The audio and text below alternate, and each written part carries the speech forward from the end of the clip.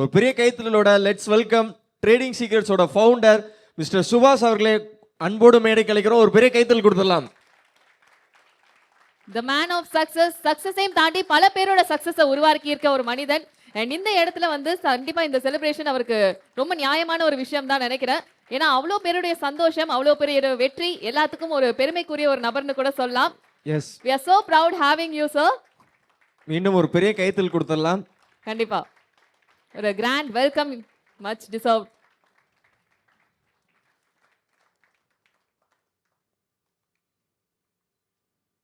S, ஒரு பெரிய கைத்தல் கொடுத்துடலாம் for our trading secrets founder mister சுபாஷ் அவர்களுக்கு.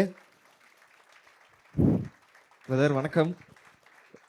கண்டிப்பா நிறைய எமோஷன்ஸ், அதே சமயத்துல ஒரு ப்ரௌடான ஒரு ஃபீலிங், எல்லாமே மிக்ஸ்டான ஒரு எமோஷன்ஸா இருக்கும் தெரியுது. ஆனா எப்படி இருக்கு இப்போ? ஓகே, ஸோ ஆக்சுவலாக ஃபர்ஸ்ட் ஆஃப் ஆல் எல்லாருக்கும் ரொம்ப ரொம்ப தேங்க்ஸ்.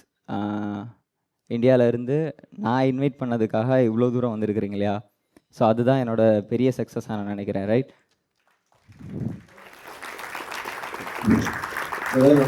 சரி ஓகே, ஃபார்முலாலாம் வேணாம், நம்ம நார்மலாக பேசலாம். எதுக்கு நமக்கு? ஓகே, அப்படியே கேஷுவலாக போயிடுவேன், ஃபேமிலி தானே. ஆமாம், எப்போவுமே ட்ரேடிங் சீக்ரெட்ஸில் பிரச்சனை இல்லாமல் என்றைக்கு எந்த ஈவெண்ட் நடந்திருக்கு கண்டிப்பாக. ரைட், ஸோ ஏதாவது ஒரு பிரச்சனை இருந்தால் தான் அது ஈவெண்ட்டாகவே இருக்கும். ஸோ ஆல்ரெடி அவங்க சொல்லியிருப்பாங்க என்னென்ன பிளான்லாம். ரைட், அது ஓகே. அண்டு நம்ம கம்யூனிட்டியில் வந்துட்டு என்ன சொல்கிறது, எனக்கு ஆக்சுவலாக ரொம்ப ஹாப்பி தான். நான் சொன்னது தான், ஓகே மணி ஓகே கம்பெனி அதெல்லாம் தனியாக இருந்தாலும் ஸோ இவ்வளோ பேரை ஏர்ன் பண்ணியிருக்கிறது தான் என்னோடய பெரியதான் நான் நினைக்கிறேன். அண்டு அகைன் திரும்பியும் வந்த எல்லாருக்கும் ரொம்பவே தேங்க்ஸ். ஸோ மேபி நான் இந்த இடத்துல 2 டைம் சொல்கிறேன்னா நான் எவ்வளோ ஹாப்பியாக இருப்பேன் அப்படின்றது உங்களுக்கு தெரியும். அந்த மாதிரி இருக்கா? கண்டிப்பாக. ஸோ இவ்வளோ ப்ராப்ளம் நடந்தும் கரெக்டாக வந்து எல்லோரும் வந்திருக்கிறீங்க இல்லையா? ஸோ அதுவே ஹாப்பி. அண்டு எங்களுக்கு ப்ராப்ளமே இல்லை அப்படின்ற மாதிரி இருக்காங்க. ஏன்னா எல்லார் முகத்துலையும் அவ்வளோ சந்தோஷம் தான். என்ன ப்ராப்ளம் வந்தால் என்ன நாங்கள் சமாளிச்சிருவோம் அப்படின்ற மாதிரி ஒரு மூட்ல தான் இருக்காங்க. ஓகே, ஸோ அண்டு மற்ற ட்ரேடிங் கம்யூனிட்டி இந்த மாதிரி இருக்க சான்ஸ் இல்லை. Yes, okay.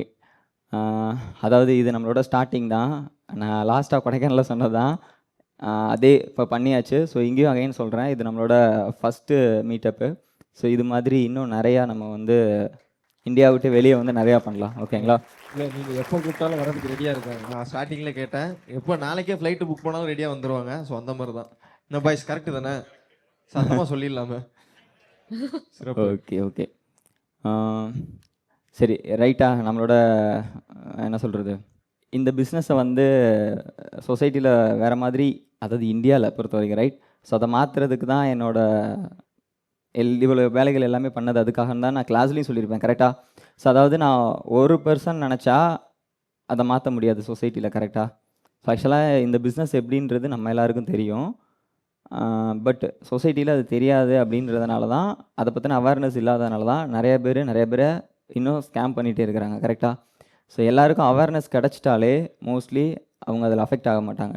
ஸோ இங்கே நம்ம கம்யூனிட்டிலேயே 80% பீப்புள்ஸ் ஆல்ரெடி அதனால் அஃபெக்ட் ஆனவங்க தான். S R no? எஸ், சோகமாக வருது எஸ் எல்லாம். இல்லை, அது அவங்களோட பேடான எக்ஸ்பீரியன்ஸு. ஸோ அண்டு ரியாலிட்டி என்ன அப்படின்றது தெரிஞ்சதுக்கப்புறம் இது எப்படி ஒரு பிஸ்னஸ் அப்படின்றது புரிஞ்சுருக்கும் கரெக்டாக. பட் அந்த ரியாலிட்டி என்னன்றத உண்மையை சொல்கிறவங்க ரொம்ப கம்மி. நான் இல்லைன்னுலாம் சொல்லலை, நான் மட்டும்தான் சொல்லலை, உண்மையை நிறைய பேர் சொல்கிறாங்க. பட் ரொம்ப கம்மியாக தான் இருக்கிறாங்க. ஓகே, ஸோ இந்த சொசைட்டியில் இருக்கிற எல்லாருக்கும் ஒரு அவேர்னஸை கொடுத்து எல்லாத்தையுமே மாற்றணும் அப்படின்றது தான். அது நான் ஒரு ஆள் நினச்சா முடியாது. ஸோ அதுக்கு தான் ஒரு நல்ல ஒரு கம்யூனிட்டியை நம்ம வந்து பில்ட் பண்ணியிருக்கோம். ஸோ இப்போ கிட்டத்தட்ட நம்ம 3000 மெம்பர்ஸ் கிட்ட இருக்கிறோமா. ஸோ இது எப்போ 10,000 மெம்பர்ஸ் அப்படின்றது ரீச் ஆகுதோ ஸோ அப்போது நம்ம அதை அச்சீவ் பண்ணிட்டோம் அப்படின்றது தான் மீனிங் ரைட். ஸோ ஏன்னா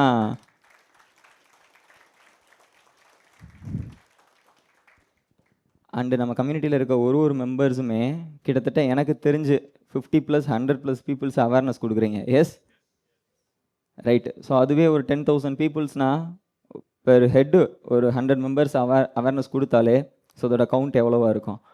அதுதான். அப்புறம் இன்னொரு டவுட்டும் இருக்கலாம், எதுக்கு இவ்வளோ ஸ்பெண்ட் பண்ணி இவ்வளோ தூரத்துக்கு இந்த ஈவெண்ட்லாம் நடத்தலாம் அப்படின்ற கொஸ்டின் எல்லாருக்கும் இருக்கும். எவ்வளோ பேருக்கு இருக்குது? இல்லை, எனக்கு இன்னொரு கேள்வி இருக்குது. இவங்களாம் பேட்ச் முடிஞ்சு திருப்பி இன்னும் ஏன் கூடயே வச்சிருக்கீங்க? அதே கேள்வி தான் எனக்கு. அவங்கள பல பேருக்கு அந்த கேள்வி இருக்குது.